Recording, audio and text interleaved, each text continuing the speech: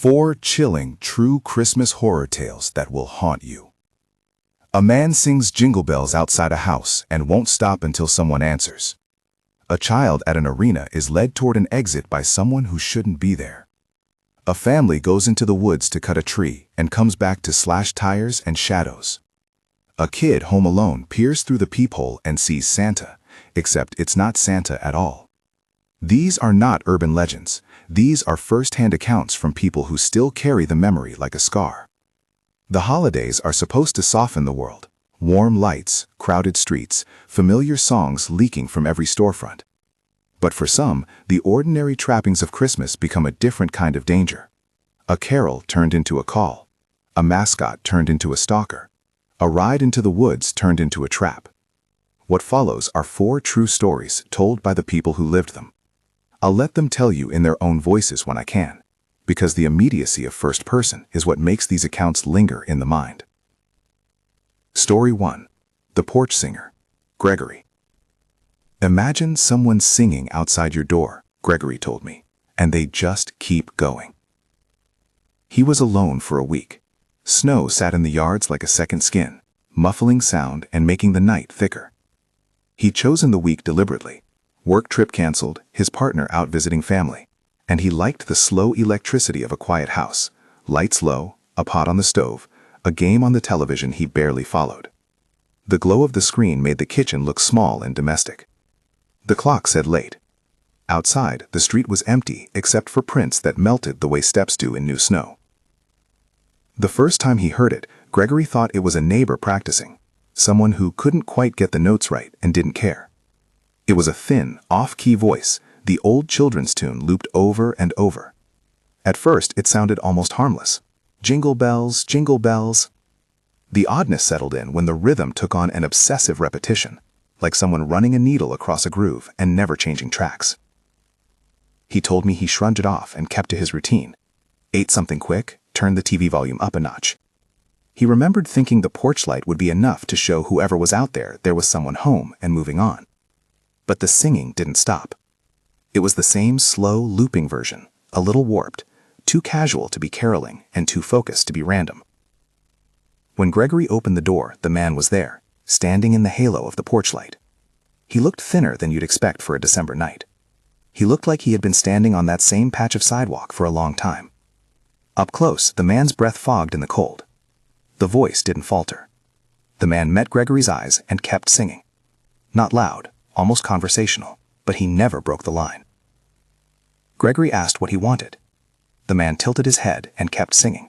That, Gregory said, is what made his skin crawl. Eye contact with a person who seemed to be reading you like a book and didn't care to turn the page. He closed the door. He remembered the weight of the bolt sliding home, the false security of a chain. He locked the deadbolt, and the song continued out in the snow, thin but steady, like a radio set too close to a static storm. He tried to convince himself it was harmless. People did strange things at the holidays. Maybe the man was lost. Maybe he wanted money. Maybe he was drunk. But later, through the window, Gregory saw the silhouette move across his yard, way too deliberate to be a wandering drunk. Then, to his horror, the silhouette reappeared in his backyard, below his second-story bedroom window. Gregory described that moment in a voice that flattened and then broke. He was under my window, looking up. I could see his shadow across the blinds. He ducked back and tried to breathe slow. He could hear the voice now not as a song, but as sound inside the fabric of the house, soft, eager, patient. Later, when he would replay the memory, he'd tell me that when a person intends harm, ordinary sounds take on a different color. Carols become demands. A knocked fist becomes an instrument. The man sprinted across the yard. He reached the back door and began to pound. The banging was not tentative. It was violent and full of purpose. It felt like the house itself was being tested, the wood, the lock, the notion that inside meant safety. Gregory grabbed his phone with fingers he said felt like they belonged to someone else. He called 911, his voice a tightrope. He didn't go to the door. He backed into a closet, curled around boxes that smelled faintly of cedar and old sweaters, and waited. He told the operator what was happening, a stranger at the door, banging, trying to get in. The operator's voice was calm and professional, the kind of calm that's meant to lean in until you can feel it. Gregory's heart was a fist. He listened as the man screamed something he couldn't make out. He could hear a scrape, a curse, and then the banging again, harder, right where the deadbolt lived. When the police arrived, the noise stopped almost as if someone had snapped their fingers. The officers moved around the house, tense, boots crunching snow. By the time they called Gregory out, the man was gone. No capture, no confrontation in the light of flashlights. Trax was away from the back door into the woods, hundreds of yards of prints disappearing between trees, and there were deep impressions in the drifts where something heavy had been planted. The officers filed reports and asked him routine questions. They were professional, Gregory said, and they took his statement. But there was a kind of bureaucratic breath that followed the practicalities, paperwork, patrol advisories, a suggestion that maybe it wasn't personal. The man wasn't found that night. He wasn't found the next day. Gregory left town for the holidays. He told me later that the physical aftermath was small compared to the way the event rewired his habits. The house that had felt like a sanctum started to look like a stage. He flinched at knocks. He slept with the television on for background noise. He stopped leaving the deadbolt unlocked even when he went out for 15 minutes.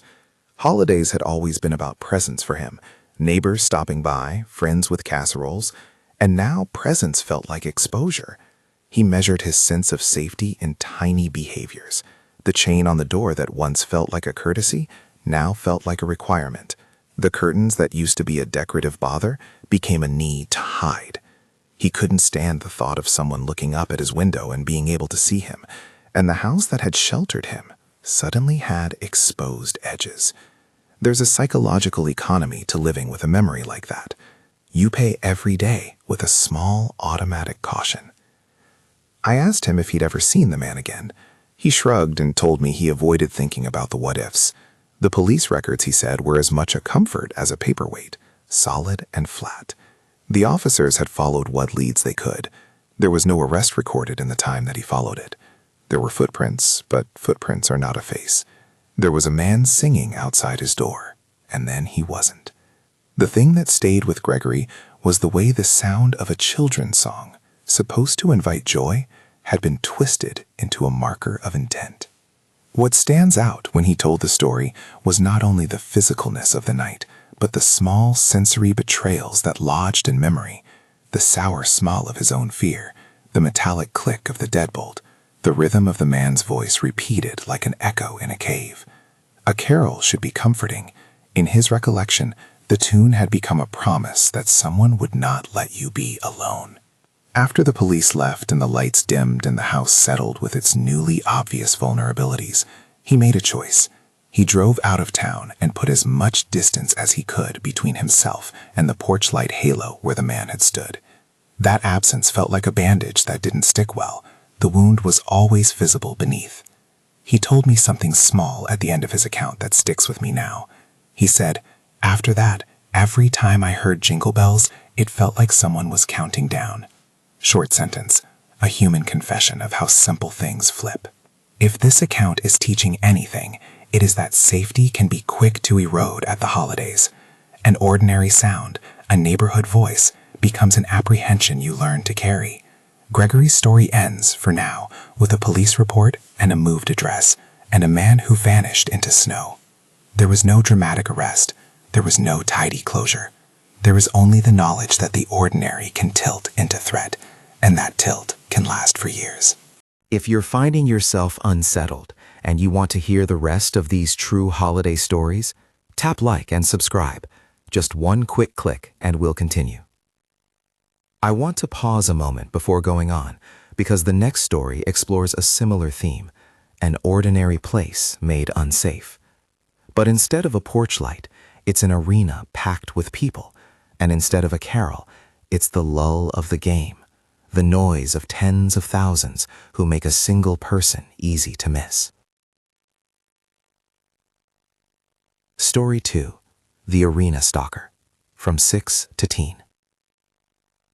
I was 6, the narrator started. His voice carried the thin clarity of someone pulling an old picture from a wallet and looking at it under bad light. We were at a basketball game. My dad gave me a small jersey, and I felt like the whole arena had flushed warm. The day had the smeared color of adolescence, loud music, the slap of sneakers on polished floors, vendors weaving through seats and yelling about hot dogs.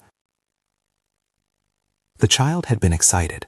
This was his first big game, a memory saturated with cotton candy and the smell of popcorn. He was with parents, close and watchful. At 6 years old, he felt invincible because he was with them. At 6, you believe the crowd is a blanket rather than something with hands. At some point during the game, a tall man appeared near his seat, a man who offered to help find his parents if he was separated. The narrator remembers the man's height, a hand on a shoulder that felt reassuring then, and later redolent with something else. The man seemed benign, an offer of assistance in a chaotic place. He led the boy down a corridor with lights that smelled like the underside of stadiums, metal and polish and the stale sweetness of spilled soda. The man suggested they go take a look at the exit, he said. The child remembers the emergency exit door and the way it looked unlocked, the gentleness in the man's voice. The urge to trust was ordinary. The instinct that saved him was ordinary too, a tug at his arm that sent him back toward the noise and the faces he recognized. He broke free and ran back to his parents.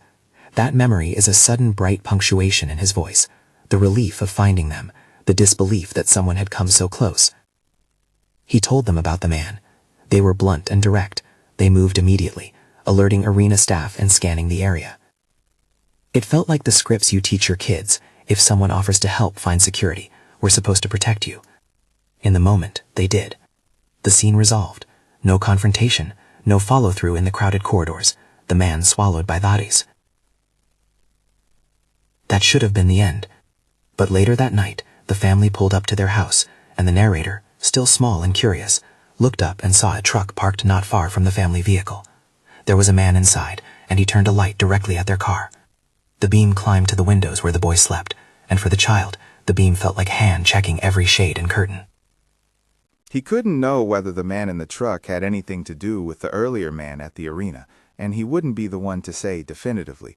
But he remembers the flashlight in a way that makes his throat tighten, even years later, the mechanical, rude sweep of white across his bedroom window. Later, New Year's Eve arrived with its own loudness, the kind that obscures detail and makes some things easy to miss. The man returned that night, the narrator said. Someone knocked at the front door, offering flyers and a smile that felt too practiced. The child watched from behind curtains, small and furious at being watched.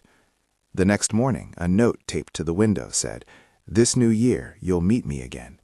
The handwriting was crude, block letters like a child's, like someone who wanted a message that would be read without the polish of script. The family filed a report with the local police. There was an interview and a formal procedure. The officers took the paper and the child's statement. There was an attempt to identify the man from arena security footage and from the truck's license if it could be found. But what the family remembers forever is the note, a certainty that someone had intended to return. That certainty, the narrator told me, translated into a long-term fear of crowds and of the specific sensual memories attached to arenas, the echo of sneakers on hard wood, the overhead speaker's hum, the sudden hush before a free throw. New Year's Eve, which had been a time of celebration, became a night to brace for what unwanted hands could do. The boy learned to measure time not in years but in events, holidays, games, exit doors.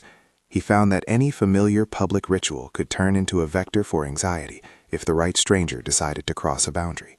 In the weeks that followed, the family took standard precautions. They altered routes to avoid the truck parked near their house when possible. They kept the shades pulled at night. The police logged the complaint and suggested vigilance. But what lingered was not policy. It was the internal map the child built of where he felt safe and where he did not. The arena that had once been a place of thrill pivoted in his memory into a site of exposure. He told me, quietly, that as he grew older, the memory became less about one man and more about a pattern, how anonymity in crowds can be exploited, and how even the smallest offer of help can be a front for something darker.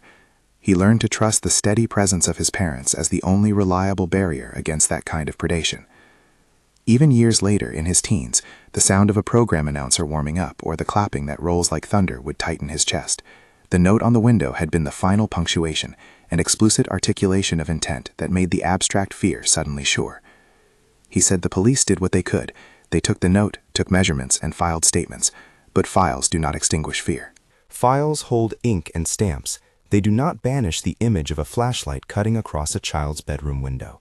There was no arrest he could point to now, no definitive closure that would let him rewrite the night as something unimportant. There was only the memory of small shapes in a large arena and of a man who had come too close.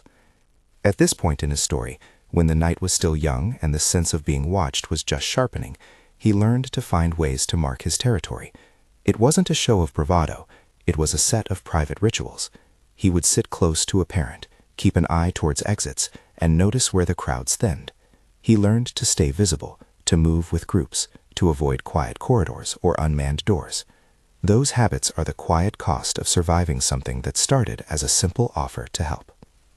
There is a particular cruelty to that kind of fear because it teaches you to suspect generosity. The arenas keep playing, the crowds keep swelling, and somewhere in those masses are people whose intentions will always be unreadable. But the story doesn't fold into a neat ending there. There are pieces yet to be told. How the family reacted over the following months, how the boy's sense of safety matured alongside him, and whether that man ever reappeared in any meaningful way. For now, the image of the flashlight slicing across the window and the words on the paper remain the critical elements of the tale, the small artifacts of a threatening intrusion that changed how a child experienced public spaces. The next account takes us out of the city and into the woods, into the brittle quiet that comes with a drive to find a real tree. What begins as a family tradition quickly turns into a test. But before we step into those snowbound pines, remember, in each of these stories, the ordinary becomes a stage for something trying and invasive. The things that should comfort, the carol, the crowd, the tree, sometimes do the inverse. Story 3, The Mountain Ambush, Father, Marianne, Andrew. They went to cut a tree because that was the plan.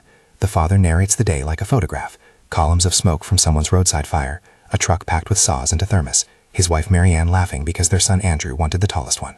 The road to the lot was a ribbon through white, the kind of December sunlight that makes everything look like a postcard set across the hillside. Kids were excited because tree hunting is the rare outing where the goal is to bring home something shaped like the season itself. They parked where other trucks had left ruts, the engine still warm, the crisp smell of pine setting up in the cab. Andrew ran ahead with the reckless speed children get when they pair up enthusiasm in the outdoors. The father and Marianne walked behind and talked about dinner, a roast maybe followed by plenty of chocolate. Then a figure appeared on the path, not in the distance, but close enough to be called sudden. He was poorly dressed for the weather, the father remembered, and pallid in a way that made you notice the lack of color. His hands were exposed, even though frost crawled over the low shrubs. He lingered on the trail, scanning them with a gaze that felt like an inventory. There were others, the father sensed, shapes at the edges of the tree line that didn't quite belong to the wood. They watched in that patient animal way that makes a person aware of being studied. The family decided not to push through. They went back to the truck, opting to bring their tree into view rather than risk finding the tallest one if it meant walking into an uncertain group. It is here that ordinary holiday outing choreography became precarious. The father and Marianne went to the truck, Andrew close by, and found the right side tires flattened, slashed or punctured, soft under the snow. The word intentionally hangs in memory like a weight. They were stranded. You can imagine everything compress into that immediate practical panic, cold seeping up through sneakers, the diesel engine clicking as it cooled, the realization you are in the middle of nowhere with no cell service. What makes this different from a flat in a suburb is the impression that nothing about the incident is random. Tracks led away into the trees, shadows edged closer to the perimeter where the family waited. The father called the operator. The voice on the line asked routine questions and suggested staying in the truck and waiting for help. The men in the woods moved with quiet speed and intention. When the tow truck arrived, the figures were gone, like breath evaporating. Police came and examined tracks that led deep into the timber. They documented, they took statements. There was a feeling the officers had seen similar things before, an element of resigned competence. But competence doesn't always translate into capture. The woods retain anonymity in a way the city doesn't. A boot print is a boot print. A face is harder to come by unless it steps into light. Afterward, the family was escorted home, but the echo of being watched didn't leave. Marianne stopped sleeping the same way. The father found himself glancing into tree lines while grocery shopping, and Andrew, 7 at the time, asked repeatedly if the men would be waiting at their house. The kind of postural shift in a family after an event like that is slow and stubborn. It worms into meals, into the insistence to park in well-lit areas, into the refusal to go back to that mountain. What remained most savage about this particular incident wasn't a visible injury, but the way the men had chosen method and timing to stay in shadow and let the family be responsible for the daylight decisions. The father described feeling infantilized by the event, stripped of the assumption that a parent can always keep children safe. That knowledge is a slow burn. It changes how one plans outings, how one answers a child's question about why did they do that. There is no easy answer. They reported it. Officers took the details and the tracks. The tow driver left with the disabled truck. The men walked back into the woods. No arrests were announced to the family. The family never returned to that plot of trees. They found a different place, closer to town, where the people were fewer and the light clearer. But you cannot reclaim a spot in nature once someone has turned it into a place of threat for you. It's not just a tree anymore. It's a marker of a night when strangers stepped close enough to make choices about your family's vulnerability. These are the stories people tell around kitchen tables years later, an effort to stitch a coherent plot over a memory that only half holds. The father told me he felt embarrassed for a time, as if admitting the fear would make him smaller. But embarrassment faded into a different shape, recognition that the world is not always benign, and that holidays can make even the most mundane spaces feel like a stage for someone else's plan. That's where this wool of holiday ordinary stitches into the next tale, a child left at home who peers through the peephole and sees Santa. Except the man on the step is not what he seems. Story 4. The Santa Imposter. 9-year-old narrator. She was 9. The house was warm from the oven. That evening she had been asked to stay home. Her parents had errands to run, and she watched a favorite cartoon with a bowl of cereal. The front door was a portal she didn't think twice about.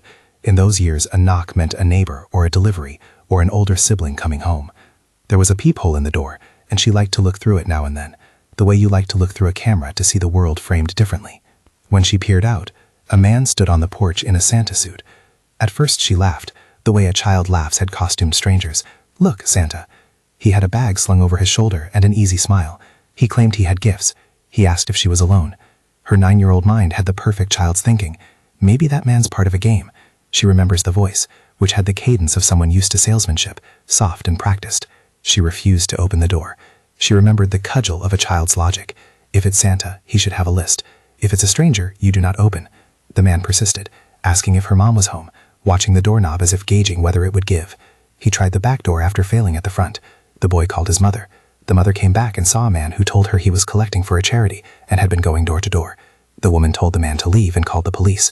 By the time officers came, the man had left. The psychological residue is simple and direct. He remembers the smell of the fake beard and the way the suit didn't fit right. He remembers how something meant to be comforting, Santa's red coat, the promise of small gifts, was used as a guise. The mother filed a report. Neighbors were asked to be vigilant, and the family talked about the vulnerability of an unsupervised child being approached by an adult in a costume. They did not make a spectacle, they made a file. It's not violent in the conventional sense, and there were no marks left on the house besides the memory, but the event changed the child's relationship with the year's iconography. Red suits, the jingling of bells, the image of a man who comes to every door, these things no longer only meant generosity, they also became signifiers of a potential threat. Every December there is a rewiring of small things into cautionary signs. The bell that used to be a welcome now becomes a worry. The family reported. The police came. The man disappeared into the night. Those are the facts. And the facts, for a child, are enough to tilt the world. The 4 accounts taken together sketch a pattern. They are not connected by criminal investigation. Each stands by itself, reported to separate authorities in distinct jurisdictions. What connects them is the way holiday rituals and cultural motifs, caroling, public spectacles, the woods, Santa suits, were used as the setting for intrusive behavior. Each narrator left with an altered sense of what Christmas could mean. For now, I've laid out the first 2 stories and the beginning of the 3rd and 4th to give you a sense of the thread. But there is more to each account: the follow-up, the aftermath, the long shadows these nights kick into people's lives. There are the nights of waking in the middle of winter with a memory that starts in the dark and ends in a question. There are the months of small adjustments and the reluctant acceptance that one's holiday map must be redrawn to include boundaries you never thought you'd need. I won't leave you only with the unsettling details. There are moments of human resilience here too. Neighbors who stayed late to keep watch after Gregory's call. A security team at the arena who tightened patrols after the complaint. A tow truck driver who insisted on waiting until the family was safe before he left the mountain road. A mother who came home so fast her commute blurred. These small acts of care don't undo what happened, but they matter. As we move forward, the remaining portions of these testimonies will explore what the characters did in the weeks and years after, how they coped, how some adjusted their lives around shadows, and how the memory of that one night lingers like frost underfoot. We'll look at how police handled the reports, what evidence existed and what didn't, and we'll listen to the memories that aren't neat. We'll consider the long tail of trauma that shows up in simple preferences, like where people park, whether they bring their kids to certain events, or whether a string of lights makes someone feel warm or watched. For the moment, keep the image that haunts all four tales.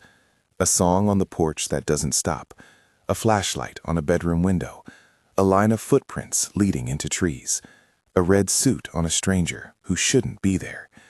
Those are the details that translate ordinary scenes into nightmares you live with. Now we'll continue with the arena story's later details and move fully into the Mountain family's aftermath. But before I do, remember that these are true accounts. They were told to me directly, and they bear the weight of small, accurate things. The exact phrasing of a note, the smell of a beard, the sound of a knock, the crunch of snow. These are the elements that make a story haunt you.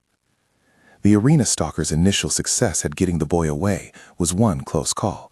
The next moments are where the pattern of attention becomes more focused. A truck, the flashlight, and then the note. There were days after when the boy's parents found themselves checking locks with a new intensity, when parties and games became calculations of proximity. The police asked for the identifying details they could gather: seat numbers, the time the kid had been separated, the aisle nearest where they had been sitting. The stadium's security footage was checked, but produced only grainy frames and a man whose face did not have enough clarity to be definitive. Often that's the rub. In large places, the cameras see shape and motion, but not necessarily intention. Weeks passed with an intelligence of fear. The boy's mother said she didn't sleep well, and the father took longer drives, circling the neighborhood before turning into their own driveway to check if anyone was parked in an odd place. The man who had walked up to the house and left a note was unnamed in the reports. He was a presence more than a person. For the family, that presence was the thing that turned holidays into a ledger of what could go wrong. There are other details that come with hindsight, ways of noticing patterns where before they were only single events. The boy would later remember seeing a man in a truck more than once in the weeks after the game and thinking it was a coincidence. He'd see that same truck at a distance sometimes, idling at intersections or farther down the block. His parents would change their routines, but they would also be careful not to let fear reshape their lives into a constant retreat. One of the hardest parts, he told me, was the lack of a definitive follow-through. Law enforcement did the checks they could. They logged the complaint. They increased patrols temporarily. But there was no arrest, no court date, no tangible conclusion. That absence can be just as haunting as the presence of a person at the door. It keeps you in a limbo where every late knock and every rustle near the driveway is a fresh test. This is where the narrative needs to breathe and let the psychological toll appear in small things. An exhausted parent who can't sleep on New Year's, a child who buys a ticket to a game and feels a prickle of dread rather than excitement, a family choosing a new tree farm because the old one carries a weight. In all of them, there is a recalibration of safety. We will pick up the story later with more precise aftermath, the notes from police, the way the family tried to heal, and how the boy carried the fear into adolescence. We will also follow the Mountain family's attempts to reclaim ordinary rituals and the 9-year-old's long relationship with Santa imagery. There is, in these histories, a common chord: ordinary rituals interrupted by someone who treats them as an entry. For now, keep the memory of tracking footprints into the woods and a voice that sings too long under a porch light. Those images linger because they are real. End of part 1. The arena story stayed with him because it had no tidy ending. He told me the months after the note felt like living with a shadow at the edge of every holiday calendar. Parents tightened their routines. The boys slept with a small lamp on for a while, the kind that casts a pool of safety over a bed. The family went to therapy for a stretch, not because anything dramatic had happened, but because the dread had gone quiet and persistent, like a clock that had lost its chime. They learned to name the fear and to speak it before it shaped every decision. Security at the stadium reviewed the footage, he said. They watched a blurry outline move through concourses and did what they could with timestamps and seat locations. What they could not do was turn grain and motion into motive. The man on camera was a shape. The truck that had idled near their driveway was a set of pixels until a plate could be read, which it wasn't. They filed a police report, they filled out forms, they pressed printouts into officers' hands. The police increased patrols for a time. Then the increased patrols became regular patrols again. Life forced itself back around them, but the edges were rougher. As he grew, the boy carried the memory like a folded map. He could always find the alleyways that felt safe, the routes through crowds where escape was easier, the seats closest to familiar faces. He avoided being alone in long corridors at night. At 15, he tried to go back to a game with friends and left early, heart pounding during halftime in a way that had nothing to do with the score. At 20, he could sit through most of a game, but at New Year's, he still felt a tautness in his chest that was older than the year itself. What's important about this story is how ordinary gestures become battlegrounds. An offer of help, something people teach as kindness, turned into the smallest possible doorway for fear. We teach children to trust adults who help, but predators sometimes dress themselves in the language of help. The family never pretended otherwise. They didn't blame the arena staff who had done their job. They simply accepted that a city of strangers always carries the potential for a person whose intent is unreadable. The Mountain family carried a different kind of afterlife. After the tow driver had waited until they were safe and the officers had sketched tracks into a report, the father found himself noticing the woods everywhere. He would see a thin line of trees beyond a neighborhood and feel the old prickling in the back of his neck. Marianne stopped taking Andrew on long hikes for a season. Andrew, who had been more upset by the realization that people could choose to harm than by any immediate physical danger, asked once with the bluntness of children, why would they do that? The father had no good answer. There were practical steps. They documented everything for the police. They replaced tires. They sat in the truck in the glow of an idling heater until help came, and they accepted rides from neighbors when the mood felt too raw. But there was also a slow redefinition of what felt like their world. The mountain, once a backdrop for a family ritual, became a place they told the story about at dinners and then avoided. They found another tree lot closer to town, a commercial lot with lights and cameras and other people who smelled of coffee. The father admitted he felt foolish at first for being paralyzed by what some might call a minor terror, but he insisted that these are not minor things to the people who live them. Threat doesn't have to be violent to change your life. It only needs to make you compute new probabilities. The police did what they could. They followed the tracks outward and documented the scene. They listened to the father's description of the pallid man and the impression that others had watched from the edge. Their report ended with the word unknown.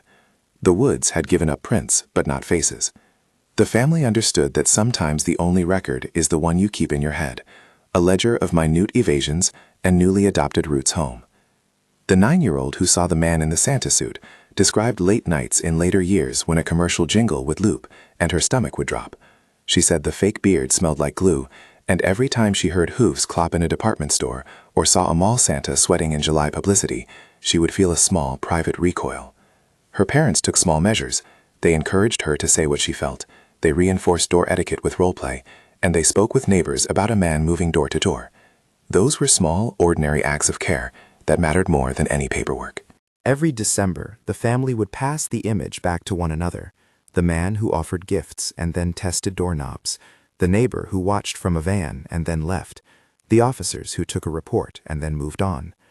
There were calls to charities as a way to validate the man's story, and some minor social investigation that never led to anything concrete. For the child, the emotional residue was the real record of the night.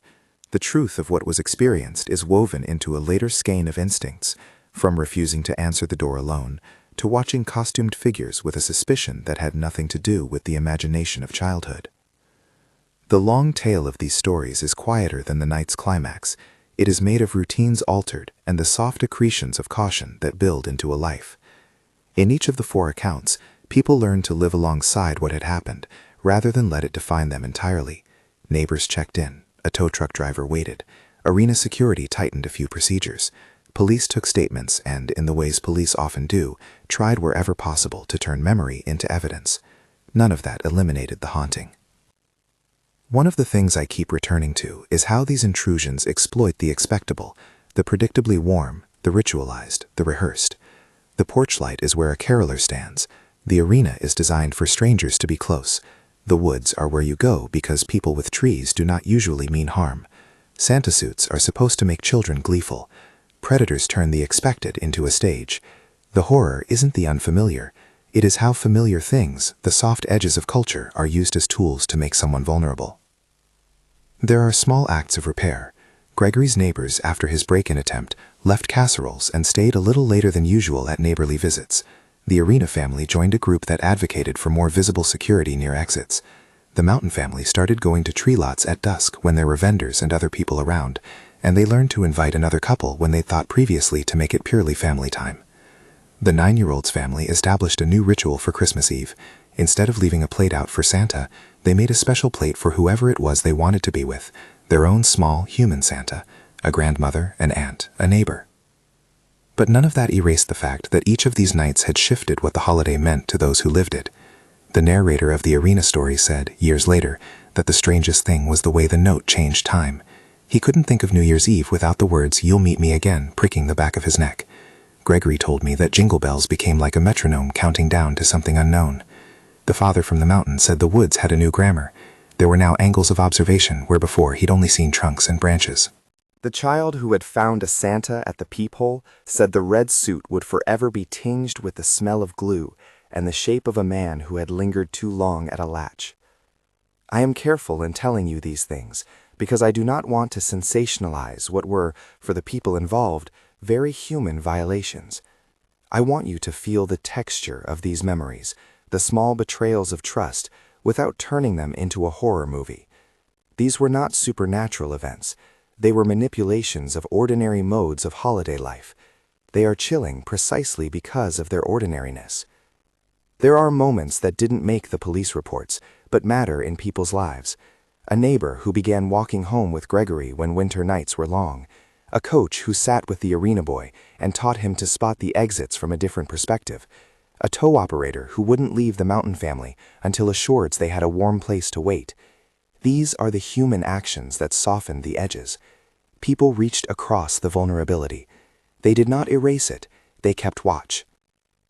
I asked each narrator what they wanted people to know, beyond the facts. Gregory told me he wanted people to understand the smallness of prevention. You do not need to be a hero to change one person's life. You can call, you can check, you can stay. The Arena Boys family wanted arenas and public spaces to be places where people look after one another. They didn't want fear to turn every handshake into suspicion, only to remind adults that close is not always safe. The Mountain Father said he wanted other parents to understand that it's okay to change traditions when safety asks for it. A family can grieve the lost place without being weakened. The child who saw Santa said she wanted adults to make sure children know what to do and feel comfortable saying so.